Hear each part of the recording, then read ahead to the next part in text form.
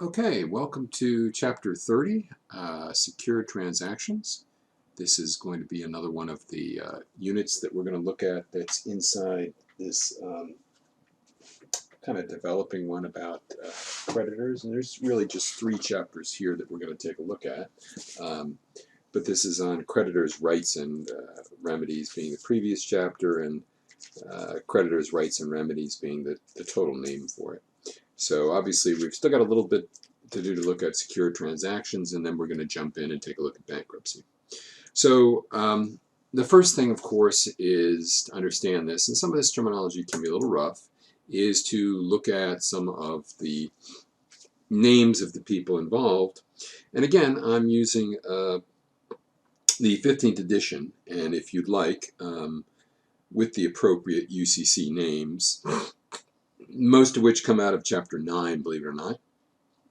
You're going to find those on page 554, beginning Chapter 30, with the terminology of secured transactions. So here's a quick rundown of some of the terms I'm going to be using.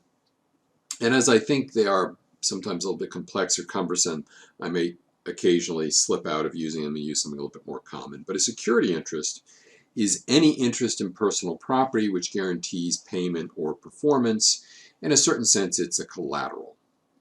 Secured party is usually the party that advanced credit, the lender or the seller, or the person that bought that right that holds now the security interest.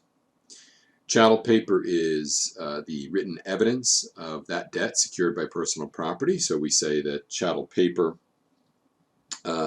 as kind of it is kind of the collateral, is the exchangeable negotiable instrument. The debtor is the party who owes the money. The security agreement is that contract that creates this whole thing. Collateral, again, refers back to what we're protecting or what is being guaranteed in this. And a financing statement, which is pretty important, and we're going to look at that, is the document that gives public notice that this thing exists. Because one of the most important parts of this is to know that the security agreement exists so that it is enforceable. Okay, so let's go to the first really edition I've got for you. And I realize that these, maybe you want to pause or maybe you want to zoom in.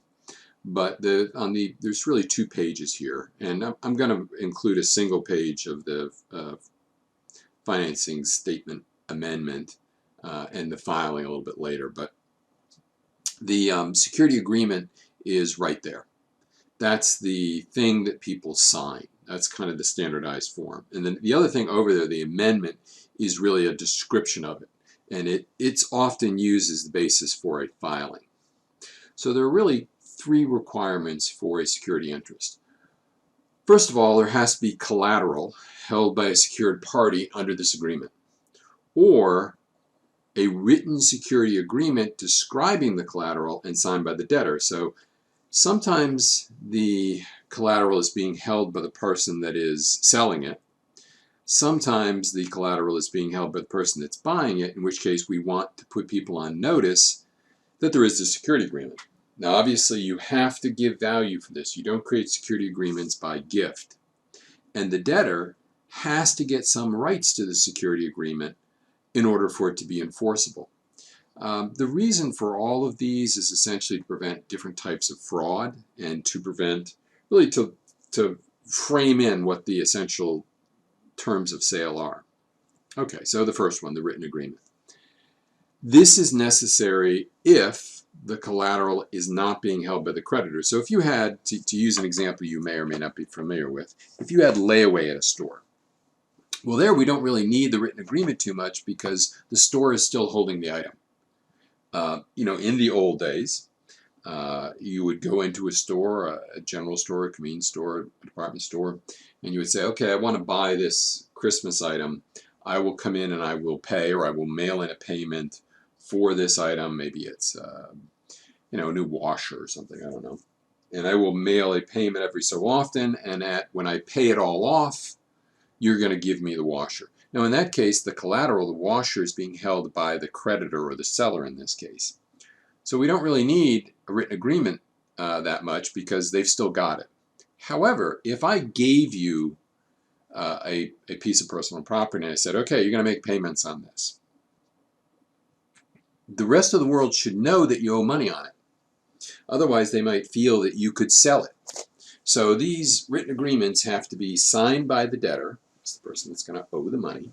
Okay, they've got to give me a description of the collateral. I got to know what is the collateral, and it's got to be detailed enough that we can identify it. So we're looking for things like, oh, serial numbers or specific descriptions. Now, the easiest way to think about this, even though it's kind of a little different than most of this, is the title of an automobile. If you think about it, if you go and you buy a car from General Motors, they might say, okay, we'll sell you this car, but we're going to put a lien on the title. And we're going to tell the whole world that you owe GMAC $10,000 on this car. That means that if you go to sell that car to somebody, they're going to look at the title and say, oh, you owe $10,000. So I was going to give you $20,000 for the car, but I can only give you $10,000 because I've got to pay off this other lien. So we want the written agreement to identify the collateral, but that's not going to be enough because, if you think about it, well, so what if there's a written agreement unless I know about it? So value has to be given, any consideration that would support a simple contract. Now, we don't look into it's a good deal or not. Most of the time, the law is unconcerned about this. We're not going to get into the weeds and decide what is and is not fair, what is and is not equitable. Most of the time, unless we're seeing fraud, duress, undue influence, some extreme case, we're just not going to inquire into if it's a good deal. So generally, you have a direct loan to somebody to buy it, or you sell the goods on credit. Those are classic examples of the secured party giving value there. The debtor has to have certain rights to the collateral. So at some level, they have to have ownership claims, either immediately, if they have physical possession of it, or in the future when they pay it off, if they were looking at that layaway scenario. Okay, now we use the term perfecting the security interest. So obviously, if I still hold the good, if I'm still the store that's holding the washer, it's perfected because I have possession. The problem can arise is, well, what if it's out there in the world and you owe money on it? Well, obviously, it's not a problem if you pay off the debt. If you borrowed $1,000 to buy this washer and you pay it off, fine, we're good. But what happens when you don't? Well, the creditor has concerns. One, he obviously wants the debt paid off. And if he can't get the debt paid off, he wants to get to the collateral. And what his nightmare scenario is, you owe lots of money to different people. They look at that washer and say, well, that's an asset. You also owe $1,000 on a Visa bill and $1,000 on a hospital bill. So we want to seize that washer and sell it. So the person selling you the washer, giving you the credit to buy it, and you're paying a little bit, doesn't want to lose that. He wants priority in the collateral. So we call attachment is when you get possession of the collateral, or perfection when you establish your priority. And most of the time, the perfection is the recording of this written agreement or notice of it. So we're going to usually file this. And again, not strictly speaking inside this area, but think of a title to a car. How does the world know that you owe money to GMAC? Because it is filed with the Department of Motor Vehicles, and anybody that runs a title search will come across it. Same thing is true of these security agreements. The most common thing we do is we file a financing statement. And it's got the signature of the debtor. Okay, I'm buying this washer. The names and description of the debtor and collateral. I'm getting it from Acme Dishwashing. I'm going to describe the collateral. It's a Maytag 2000. Sometimes it'll give even a serial number. Then it's going to be filed under the debtor's name, the person that borrowed the money. Now that's important because if I'm going to collect someone's assets, if I'm doing a search, this is one of these things where lawyers look to see if there's assets, if it's worth suing people. If I'm doing a search, I'll look through the UCC room downtown where these are filed to know if there's lots of these outstanding things, so that if I know if there's any assets out there that's unattached. Going to be a description of it. Now, as I said, the UCC room, if you went to downtown Raleigh, Raleigh is the capital of Wake County. It's the county seat. So in the county seat of every county, so if you're up in Mitchell County, which is one of the smallest counties, or down in Wake County, which is a large county, or out in Dare County, which is a beach county, wherever you are, there's a county seat. And in that county seat, there is the Register of Deeds office. And that Register of Deeds office has a separate room, usually called the UCC room. And you go in there and you file a UCC form. And it will, ideally, you're going to file it a couple of places, where the debtor is, where the creditor is, and if the collateral is not in either of those places, you're going to file it there too. So this next slide is a copy of a UCC financing statement. This is what would be recorded. So you'll notice that it says shrink wrap, semi-auto, and it gives something, shrimp wrap, tunnel number. It's describing the collateral there, so you know what it is. And basically, it's giving enough of information as to what it could be. Now, this isn't completely filled out. I didn't have one to show you. But if I was going to secure that washing machine, it would say something like, in description of collateral, Acme washing machine, here's your serial number, here's the person that borrowed the money, here's the person they borrowed the money from, this is where it's located, this is where the debtor is, this is where the creditor is, and you file this in the county where the machine is, or where the creditor is, or where the debtor is, or all three. And it's relatively cheap, but it puts everybody on notice. Now, you don't have to file for certain consumer goods, and if you actually have possession. So possession is obvious. If you transfer personal property to a creditor, the person that lent it to you, he's got perfection. And this is if someone's using personal property as collateral for a loan. Now, only certain items can be perfected by possession. Securities are a very common one, stocks and bonds. Certain non-negotiable transfer instruments, and certain other negotiable instruments that we talked about. If I give those to someone and they're in their physical possession, that is a perfection. Generally, if it's possession, it need not be supported by written statements. So generally, we don't have to worry about these financing statements. We also have the PMSI, Purchase Money Security Interest. This is when a seller lends money to a buyer so he can purchase goods. Now, there can be multiple parties involved here. So let's go to our automobile example. Again, automobiles are slightly different, but let's look at it because I think it's a clear example that many of us deal with. You go to buy a car at GM. Well, GM doesn't lend you the money. General Motors doesn't lend you money to buy it. But what they'll do is they say, well, go over to our credit department. And GMAC, General Motors Acceptance Corporation, is over there. It's a whole nother company. It's not GM. It's the company that will lend you the money to buy the car. Now, why is this important, Mr. Chapman? Because what's happening is GM sells you the car, right? You borrow money from somebody else to buy the car. Let's suppose the car is not working. Can you go to who you borrowed the money from and say, well, I don't want to pay this bill?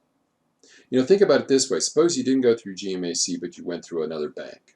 Or even if you put it on your credit card or something like that. You go to another bank. You go to Wells Fargo and you buy a car with money there. And now the car doesn't work. Can you go to Wells Fargo and say, well, the car doesn't work. I'm not going to pay you? No.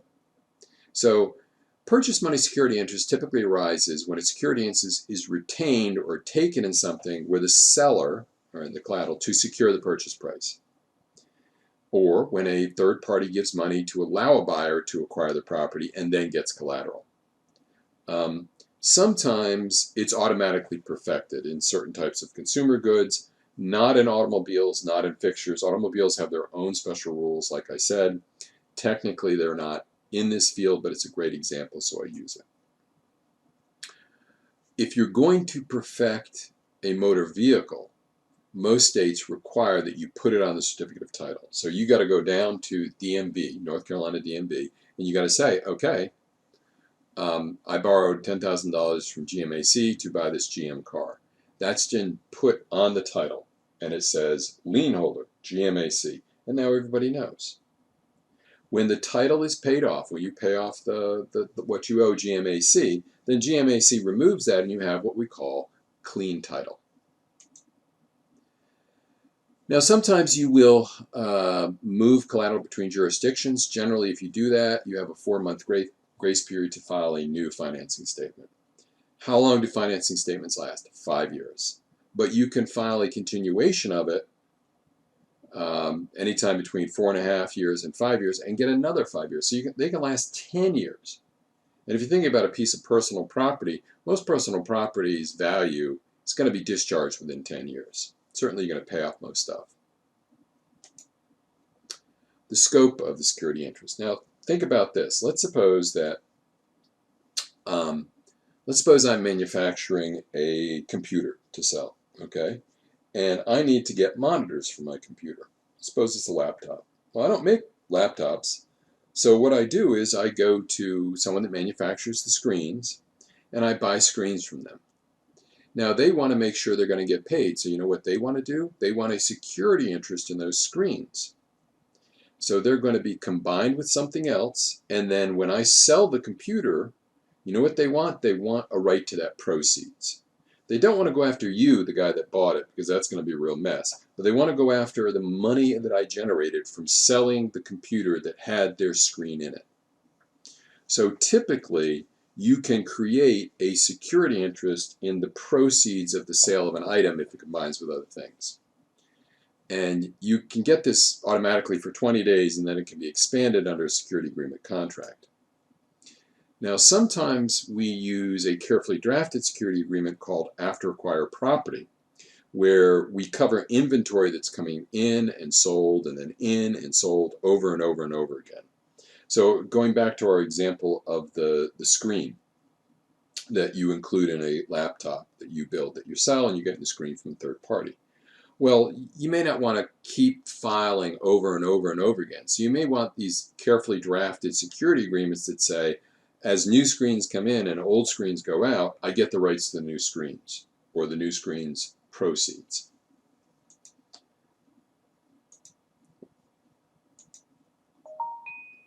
Future advances allows you to create a security agreement for lines of credit. I may be wanting to borrow money from you in the future to buy stuff, but may not do it right now.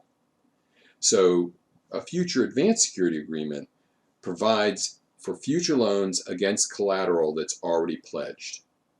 And that can be useful, again, in all sorts of business permutations here.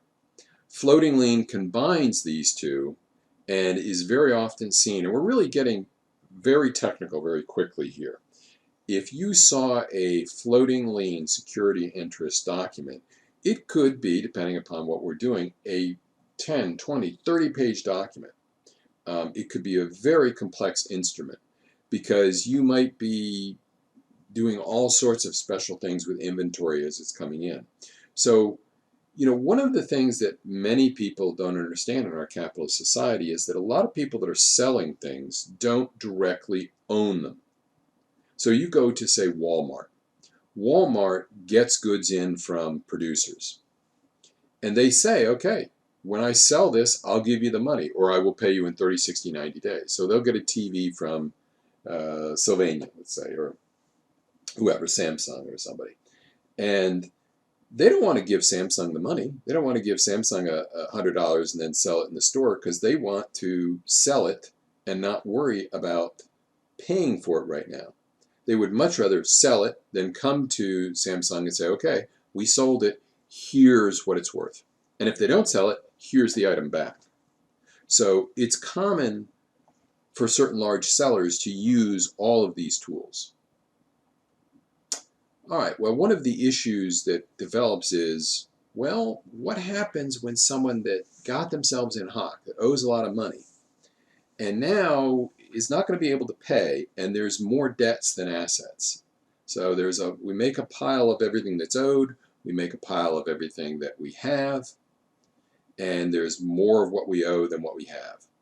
Well, the first thing when we're distributing assets is we say, okay, are there secured creditors or unsecured creditors? And the simplest way to think about this is if you have somebody that filed a security interest versus someone that just was, say, a Visa or a MasterCard, a bank. Visa, MasterCard is unsecured credit.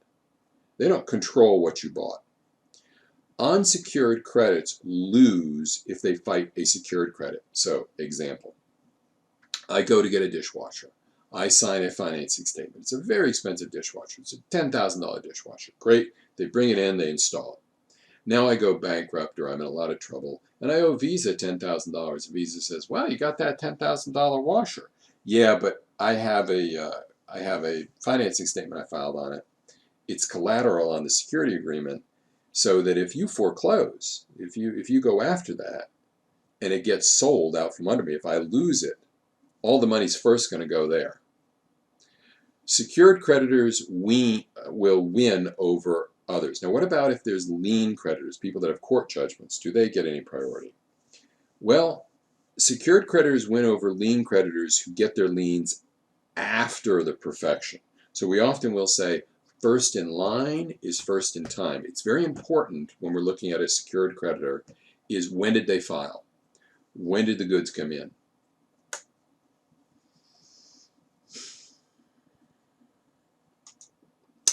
If more than one party secured, again, the first to perfect wins. If no one is perfected, then the first to attach. Now, PMSI are exceptions. If it's a purchase money security interest, was inventory, it wins over non-PMSI. But you got to give notice to those non-purchase money interest security creditors, and you've got to file to perfect within 20 days. Secured versus buyers. The general rule is that the interest in it, and I don't mean the percentage interest you pay on a loan, but the stake of ownership in the collateral continues after the purchase, unless, and this is a huge unless, we're talking about a secured party that has approved the sale. In other words, they say, okay, you're going to bring in proceeds. I'd rather you sell this than me foreclose, so fine, sell. Or if it is a buyer in the ordinary course of business. And that's why when you go into Walmart, you don't have to worry about any of this if you're the consumer. If you go into Walmart and you buy a TV, you don't have to worry, well, I wonder if Sylvania or Sanya or whoever has a floating lien on this. You don't have to worry. You're a buyer in the ordinary course of business. You can buy the TV, walk out the door. That's their problem. Okay, so buyers in the ordinary course of business is someone who, in good faith and without knowledge, buys something that is subject to a security interest in the ordinary course of their business. Now, there can be some special rules for farms because there always is in America. There are special rules for consumer goods. Basically, in consumer goods, most of the time, too bad, so sad as they go out. Because most of the time, consumer goods, really what we're looking for is the proceeds coming in. Rights and duties of the debtors and the creditors. Basically, the first thing is the creditor can request notice as to the exact time of filing. When was it perfected? They can also request information on all perfected security interests that exist. The other big thing that can happen is you can assign these rights to receive money. So Sanyo might be due $100,000 from Walmart, but it doesn't want to sit around and wait 30, 60, 90 days. So it'll go to a bank or it'll go to a merchant and say, look, I'm going to get paid in 90 days from Walmart $100,000 because I have this assignment that's guaranteed by this collateral. I'd like to sell you the right to receive that. And if everybody signs and everybody agrees, that's fine. And again, remember going back to that last chapter we talked about, we want capital to be fluid. And this allows capital to move through the system really fast, and we're not waiting for payment. You have to take reasonable care of the collateral. That's self-explanatory. You should keep it identifiable unless it's a fungible or interchangeable good. Once a year, the creditor can request a free statement of the outstanding debt, and any other request has to be filed for $10. If it's paid off, if the creditor pays it off, then within 10 days of that, you've got to file a statement. If it's a non-consumer good, there has to be an actual request to do this, but regular consumer goods, 10 days. Default. Sometimes what we have is, unfortunately, people don't live up to their obligations. So we have to decide if the party or parties are in default. And sometimes this isn't reasonably clear. You can ask a question very often, well, is this company really bankrupt? Is this company, and bankrupt is something separate we'll look at next week, but is this company really in problems? If you're in default, what you want to do is you want to carry out an execution. You want to go into court and you want to get your stuff. Or you want to levy, or you want to take possession. If you don't already have possession, that's even better yet. Remember this, though. All of these rights are cumulative. Everybody has a right to do this all the time. All right, real property has its own special rules. Each state has a kind of different approach to how it handles real estate. So, for example, states are divided. Some states say if you take out a mortgage for, let's suppose, a $100,000 property, you take out a mortgage for $80,000, you can't pay. But you give the house to the bank, you mail them the keys. There's some states that say that's it, they can't go after your other property. But a number of states, this includes North Carolina, I believe, say, well, no, you can recover what's called a deficiency judgment. You're underwater on a house, they sell the house. Sorry, it's my dog giving me a growl. Shh, be quiet, Abby. Shh. You can recover the deficit in foreclosure in many states, including North Carolina. Now, personal property, generally that's under the UCC. Now, there are some special rules here, some special laws. The Soldiers and Sailors Relief Act of 1940, when the draft was reinstated, and the draft was, interestingly enough, reinstated in the United States by a single vote, as I recall, in 1940. This was in preparation for World War II, although we wouldn't be in the war for another year and change.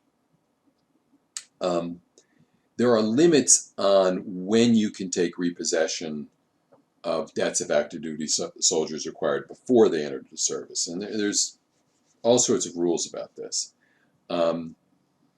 Having said that, be aware that sometimes creditors act first and say, okay, fight me later. You can take possession of any property very often without a court order if you can do so without a breach of the peace in many cases. And this is the sort of, oh, you'll see these individuals coming for repossession, or there's a show on TV, I've seen a couple of it, where they repossess yachts, which is kind of a strange business, but I assume it exists. So people don't pay for their yacht. These people come, they take the yacht, they drive it out of the, I guess, marina that they store them in. You can actually do that if you can do it without a breach of the peace. Now, you can't do it if you've got to break in, if you've got to hurt somebody. That's completely no way. You're going to go through court. But secured parties have rights, really, of going in, and that's kind of unusual in the law. Okay, disposition of collateral. So let's use our yacht example. That's a fun example to think about. So let's suppose you buy a yacht. The yacht's $100,000. You borrow $80,000. After a couple of years, you haven't paid. They foreclose on the yacht. What are they going to do with that? Well, sometimes they can retain the collateral. But if they do that, it generally means complete discharge of debt. If they keep the yacht, if they say, okay, the yacht was worth what you owed on it, we're free and clear and everybody's happy, great. But in some cases, if the consumer is paid a 60% value of the goods, they can't keep it. If they do, it's actually a tort and you can sue them. Although sometimes what they'll do is they say, yeah, you've accrued this much, but how about you sign it over to us? So they'll try to get the consumer to renounce his claim. So what do? Well, you've got to dispose of the collateral. Basically, you've got to, if you're the person repossessing it, you've got to sell it. So how do you have to sell it? Well, the law is very, very generous here. You can do it in any commercially reasonable way. If you don't keep it, you can sell it. So one of the instances I've seen is Kirby vacuum cleaners, very expensive vacuum cleaners. People frequently buy them, they don't make payments, Kirby repossesses. So you bought this $1,000 vacuum, you make $200 worth of payments, they foreclose, you owe $800. They then sell that vacuum. Kirby doesn't keep it. Interestingly enough, Kirby has another arm, kind of like GM has GMAC. They have like Kirby something or other, refurbishing. They will hold an auction, Kirby that repossessed, and they will offer it up for sale. And who's bidding? Well, Kirby Refurbishing is, and they'll buy it. Now, they very often bid fairly low here.